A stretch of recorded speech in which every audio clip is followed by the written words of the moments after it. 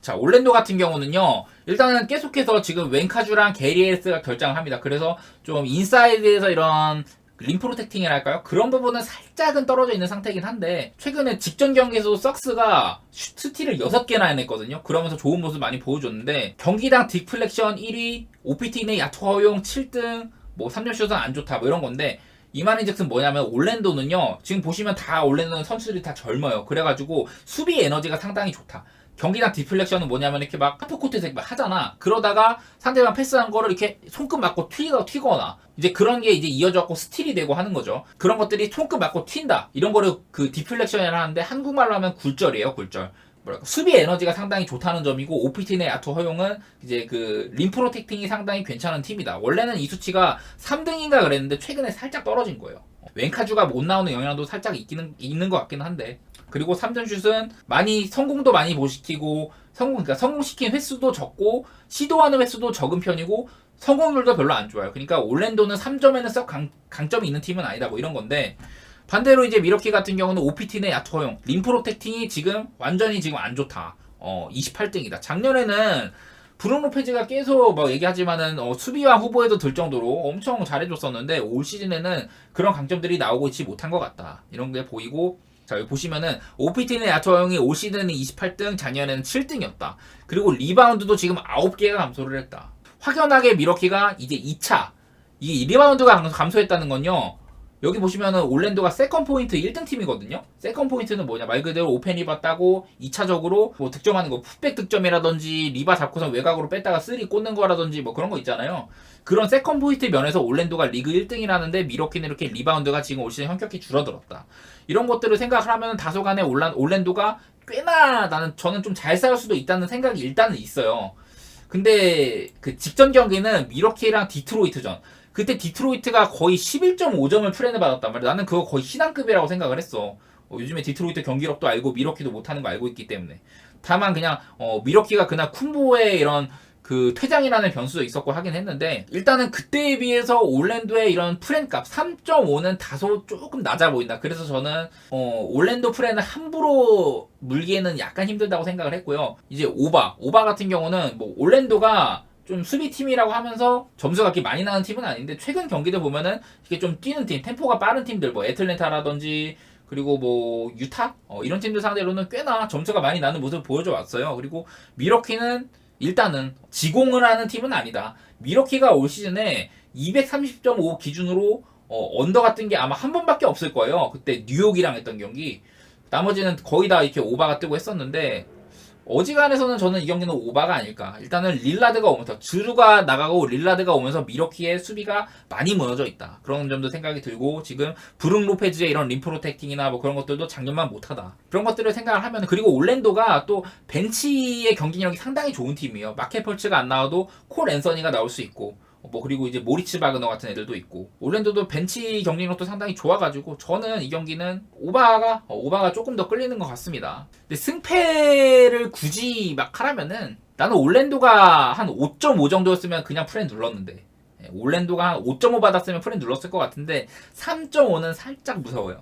다음 이제 보스턴 토론토. 저는 이것도 살짝 토론토 프렌 보는 게, 올 시즌 보스턴이 뭐 주루, 화이트, 브라운, 테이턴, 포진 진짜 아름다운 라인업이에요. 그리고 이 라인업에 걸맞게 시즌 초반에는 넷 레이팅, 뭐 공수 양면에서 엄청난 그런 다른 팀들과 이제 궤를 달리하는 그런 모습을 보여줬다가, 최근 들어서 이제 필라델피아한테도 패하고 그 전에 미네소타한테도 패하고 이랬잖아요. 근데 나름대로 이 보스턴을 보면은 얘네가 지금 득점도 3등, 리바운드도 2등 막 이렇게 다 잘하잖아. 3점 슛도 나쁘지 않은 편이고. 근데 보스턴의 이런 공격 방향 같은 걸 보면은 드라이브, 그러니까 림을 향해 돌진하는 그런 비율보다는 외곽슛 빈도가 많은 편이에요. 근데 토론토는 여기 보시면은 오른쪽 아래 3점슛 수비가 리그 전체 3등이다. 토론토를 상대하는 팀의 3점슛 야투율이 32.5%밖에 안 된다. 이거는 그러니까 토론토가 상당히 상대의 외곽 수비를 잘 막고 있다는 건데, 왜 그러냐?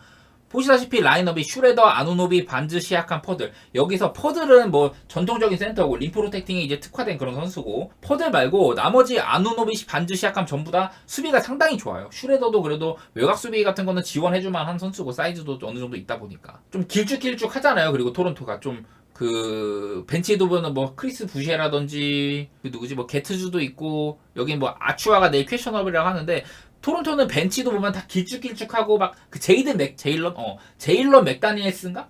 제이든인가 제일런인가 기억이 안 나는데 그 미네소타에 있는 애 말고 그 동생인가 그럴 거예요. 걔도 왔고 하면서 토론토는 또 길쭉이가 또 더해졌단 말이야. 그래가지고 저는 보스턴에 여기 주 득점원이라고 할 수 있는 테이텀이나 포르징기스, 저는 개인적으로 브라운은 뭐 터질 땐 터지지만은 좀 일반적으로 아주 그냥 꾸준한 점수를 계속해서 보여줄 수 있는 그런 생각이라고 보이는 친구라고 생각 안 해요. 그래서 테이텀이나 포르징기스가 꽤나 고전을 할 만한 그런 매치업이라고 생각을 하고, 저는 일단 이 경기는 토론토의 프렌을 살짝 볼게요. 근데 좀 토론토의 프렌을 보기 무서운 점이 여기는 TD 가든이라는 점. 왜냐면 토론토가 작년에도 그렇고 그 홈에서 에어 캐나다 센터에서는 27승 14패인가? 24승 17패인가 하여튼 그랬어요. 그러니까 되게 잘했었는데 홈에서 원정은 그 정도는 아니었단 말이죠. 근데 저는 이런 팀의 상성상 그리고 요즘에 보스턴이 살짝 고점에서 내려왔다는 거 이런 것들을 생각을 하면은 저는 살짝 토론토 쪽을 좋게 보기는 봅니다. 토론토의 프렘 보고 있고 221.5는요 이거는 난 기준점이 좀 낮아 보여. 요즘에도 보스턴이 그래도 템포가 느린 팀도 아니고 보스턴은 그래도 좀 득점을 많이 하는 편에 속하죠. 얘네가 수비도 잘하지만. 근데 토론토를 막 뭐 한 90점대로 묶는다거나 그런 게 아니라면은 저는 오바가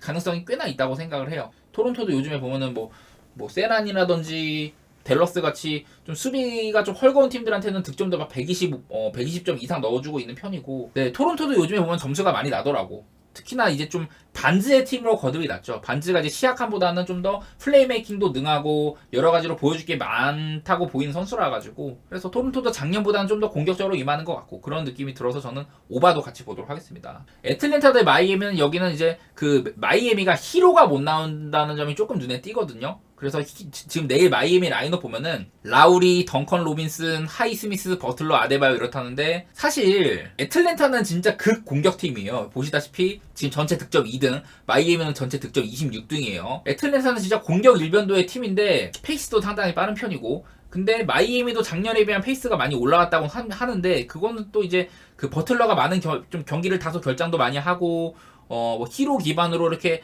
빠른 얼리 오펜스도 많이 하다 보니까 약간 그렇게 찍힌 것 같은데, 일단 애틀랜타가 다소 상승세기도 하고, 최근에 애틀랜타가 시즌 초반 한 2경기 동안 못하다가 그 이후로 지금 6경기 동안 5승 1패예요. 5승 1패. 그 기간 동안 미네소타를 또 잡았었고 여러 가지로 좋은 모습을 저는 많이 확인했어요. 특히나 이제 마이애미를 상대를 하는데 마이애미가 지금 히로가 빠졌다는 거는 주 득점원이 빠진 셈이잖아요. 근데 사실상 내일 보면 라우리, 던로, 하이스미스, 버틀러, 아데바요 이렇게 했으면은 주득점원은 버틀러가 될 수밖에 없는데, 물론 버틀러가 좋은 선수는 맞는데요. 애틀랜타에 디안드레 헌터, 제일런 존슨 둘 다 운동 능력 좋고 수비가 괜찮은 선수들이란 말이에요. 특히나 헌터 같은 경우가, 헌터는 진짜 수비 좋은 선수고, 디존테 머레이도 이제 그 프론트 코트에서는 수비가 꽤나 좋은 선수기도 하고, 애틀랜타가 진짜 트레이 형은 구멍인데 이게 버틀러가 트레이 형 상대로 막 미스매치를 계속 가져가거나 카펠라 상대로 미스매치를 가져가는 게 아니라면은 저는 헌터나 제일런 존슨이 꽤나 버틀러가 그리고 최근에 부상도 있고 여러 가지로 좀 페너트레이스에서는 다소 기복도 있는 편이고, 버틀러가 GTD가 떠있긴 한데 프로버블 나올 가능성이 꽤나 높은 GTD거든요. 그래가지고 저는 일단은 내일 이 버틀러밖에 공격원이 없는 마이애미라고 보고 꽤나 쉽지 않을 것이다. 이 버틀러도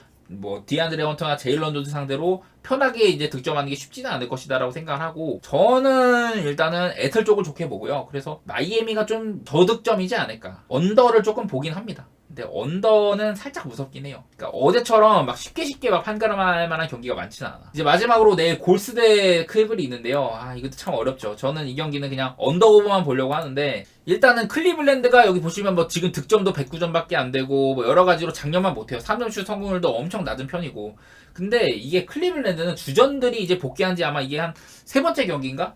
그동안 갈란드나 알렌 같은 애들 계속 결장했었고 미첼도 왔다 갔다 많이 했었죠. 여기 팀이 미첼, 갈란드 그리고 카리스 르버트 이런 애들이 다 득점원들인데 전부 이제 햄스트링 부상을 달고 있어요. 그래서 결장하는 그런 게 빈도가 좀 높은 편이기도 하고 여러 가지로 저는 클리블랜드가 이제 완전체로 거듭나면서 조금 경쟁력을 발휘하기 시작을 했고, 그리고 골스는 여전히 그 위긴스가 이제 그 골무원이라고 하죠. 위긴스가 한 15득점 가량을 꾸준히 해주기로 약간 그런 느낌이 있는 친구였는데 올 시즌에는 많이 부진한 편이기도 하고, 그리고 여전히 지금 사실상 골스는 아직까지는 커리가 똥코쇼를 하고 있다 이렇게밖에 안 보이잖아요. 그래서 일단은 저는 이 경기는 골스의 홈이기는 한데 클리블랜드가 사실 조금 빡세긴 할 거다. 골스 입장에서는 클리블랜드가 빡세긴 할 거라는 입장이고, 직전에 그때 가장 좀 얼마 전에 맞대결에서 클리블랜드랑 붙은 적이 있어요. 이게 지금 그 NBA가 인시드 토너먼트 중이기 때문에 서로 막 홈 먼저 바꿔가면서 하고, 최근에 붙은 팀이랑 계속 만날 거예요. 근데 그때도 골스가 클리블한테 104대 115로 졌거든요. 그때는 또 클리블랜드가 완전체이기도 했었고, 골든스테이트가 여기 보시면은 드라이브인 33으로 리그 꼴찌, 페인트존 득점도 28등으로 꼴찌. 이런 건 뭐냐면은 지금 보시면 클리블랜드가 모블리랑 알렌이라는, 특히 그 모블리는 약간 전방위 수비수로 미니 갈매기 이런 느낌으로 많이 알려져 있고, 그 제러 달레는 굉장한 샷블락커입니다. 7풋에다가 받아먹기도 잘하고 리바운드도 잘 잡아주고 뭐 블락킹도 잘하고 뭐 그런 선수인데, 이런 클리블랜드의 강력한 인사이드 수비 보시면 OPT의 야투 허용이 57.5예요. 그 상대 팀들이 클리블랜드의 이런 인사이드를 공략하기를 상당히 어려워한다더라. 이런 느낌인 건데, 근데 골스는 그런 드라이브이나 페인트도 득점을 많이 즐기는 팀이 아니다. 그래서 저는 이런 점들도 생각을 했을 때는 클리블랜드의 강점을 골든스테이트의 이런 외곽으로 극복을 할 수 있다고 봐가지고, 저는 오바 쪽을 조금 더 좋게 보는 그런 경기가 될 것 같습니다. 자, 이제 축구 해볼 텐데요. 이거는 뭐 시간 순서대로 안 하고 그냥 제가 적은 순서대로 하겠습니다. 레알 대 발렌시아는요, 이제 그 레알 대 발렌시아가, 원래 레알 마드리드가 발렌시아 원정을 가면은 지옥의 메스타야 원정이라고 발렌시아 원정에서 좀 힘을 못 쓰는 경우가 많이 있었어요. 그런데 이제 베르나베우, 레알 홈에서는 좀 얘기가 많이 다릅니다. 발렌시아가 레알한테 원정에서 이겨본 거, 산티아고 베르나브에우에서 이겨본 게 2008년이 마지막이에요. 그 막 다비드 실바, 다비드 비아 이런 친구들 뛸 때 그 시절 이야기입니다. 그 시절. 그 2008년 이후로는요, 레알이 발렌시아한테 모든 대회 11승 5무이고 마헨이 8번, 햄무 3번이다. 그리고 최근 5경기 동안 전부 다 마헨을 해냈었다. 이런 점이 눈에 띄고요. 그리고 지금 홈 레알 마드리드는 홈에서 12승 3무를 달리고 있어요.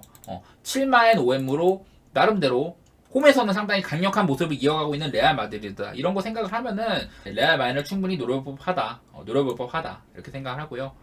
그리고 이제 아스날 벌리는요, 요거는 그 벌리가 이제 EPL 승격한 지 막 오래되진 않았잖아요. 근데 그 기간 동안 아스날을 상대했을 때 그 모든 저기서 뭐 벌리 홈이든 아스날 홈이든 1승 4무 12패로 절대적 열세에 있었고, 지는 경기에서는 6마엔의 8햄무였다. 뭐 이런 것들도 보이고 해가지고, 그리고 특히나 이제 또 에미레이츠, 내일 또 이제 아스날 원정이니까 벌리가 1승 1무 7패로 굉장히 약했었다. 7패 가운데는 마헨 4번 3햄무 뭐 이렇게 되고요. 그래가지고 저는 일단은 아스날이 벌리를 상대로 이길 텐데 고배당을 노릴만한, 마헨이든 햄무든 노릴만한 뭐 이런 경기라고 생각하는데요. 근데 이거 아스날 마헨 배당이 맛이 없어요. 그래갖고 그냥 아스날 마헨 내지 햄무 뭐 이렇게 접근할 것 같습니다. 공격적으로 할 텐데, 좀 나는 그래도 아스날 경기를 걸긴 걸 건데 낮은 배당은 싫고, 아스날 일반승은 맛이 없고 마헨 정도는 좀 생각 중이다. 이런 분들은 마헨 가시면 될 것 같고, 좀 나는 고배당 노려보겠다. 이런 분들은 햄무 가셔도 될 것 같아요. 다만 이제 아스날 같은 경우는 최근 4경기 동안 공격 포인트가 없던 사카. 저는 지금 그 사카가 스털링 다음으로 그 이제 잉글랜드 대표팀에서 돌격대장을 역할을 해줄 그런 제목이라고 생각을 하는데, 직전 세비야전 챔스에서 1골 1어시로 완벽한 부활을 이렇게 보여줬습니다. 그래서 아스날의 컨디션이 꽤나 괜찮을 것 같다. 뭐 이런 생각도 들고, 이 경기는 아스날 마인 내지 햄뭐 이렇게 보고 있고요. 유벤투스 대 칼리아리는 최근에 칼리아리가 저번에 프로시노네를 3대0으로 70분까지 지고 있다가 70분 이후에 4골을 터뜨리면서 역전해내고, 그런 경기를 이제 기점으로다가 조금 상태가 좋아지긴 했어요. 하지만 이제 유벤투스는 올 시즌에 우노제로 운영, 상대를 이제 1대0 내지 그 수비는 굉장히 탄탄하게 하면서 상대를 1대0 내지 뭐 2대0 이런 적은 점수차로 승리하는 그런 효율적인 운영을 선보이고 있는데, 유벤투스가 칼리아리한테 홈으로 마지막으로 패배한 게 2009년이다.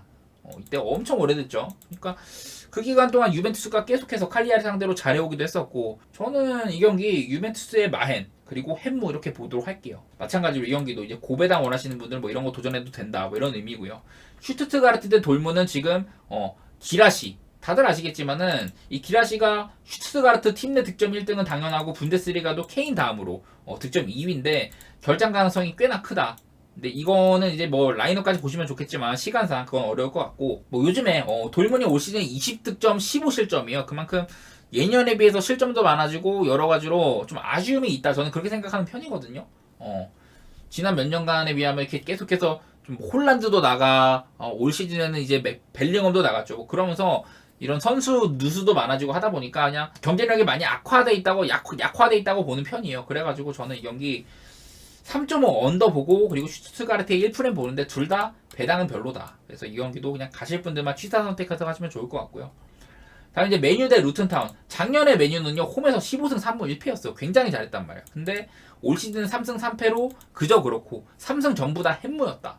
물론 이제 루튼타운이 약팀이죠. 그래서 메뉴가 뭐 나름대로 배당도 괜찮더라고. 1마인 배당도 맛있어. 근데 올 시즌도 이렇게 홈에서 어렵게 이긴 경기도 많다 보니까 그래가지고 이거를 아주 편하게 보기는 어렵겠다. 상대가 루튼타운, 나는 루튼타운 쉬워 보이는데 이런 분들은 마인 가시면 되고, 저처럼 이런 데이터 같은 거 생각하시는 분들은요 뭐 햄무도 노려봄직하다 그냥 그런 식으로 하면 좋을 것 같아요. 그리고 제가 아까 레체 대 밀란 그 선발 라인업 보여드렸는데 그거 4-2-3-1로 나온다 이거였어요. 직전 경기 밀란이 막 그전까지는 4-4-2도 해보고 올 시즌에 4-3-3도 많이 쓰고 이랬었는데 PSG전에서 4-2-3-1을 썼단 말이에요. 그리고 굉장히 잘 싸웠었죠. 오늘은 이제 퓰리치 대신에 그 축구해제가 나오는데 밀란이 뭐 챔스도 펼치고 와가지고 그래서 조금 뭐 체력적으로 힘든 것도 있고 하겠지만은 밀란이 원정 성적이 4승 1무 1패로 올 시즌 좋은 편이고 홈에서는 3승 2패여가지고 근데 레체는 올 시즌에 그러니까 작년부터 약간 강팀 상대로 선전도 하고 여러 가지로 좋은 모습을 많이 보여줬어요. 그런데 올 시즌 초반에 4승 2무로 잘 나갔단 말이야. 근데 그러다가 최근 7경기 동안 2무 5패로 못해요. 밀란이 원정에서 괜찮은 경기 했다는 것도 있고 해가지고 저는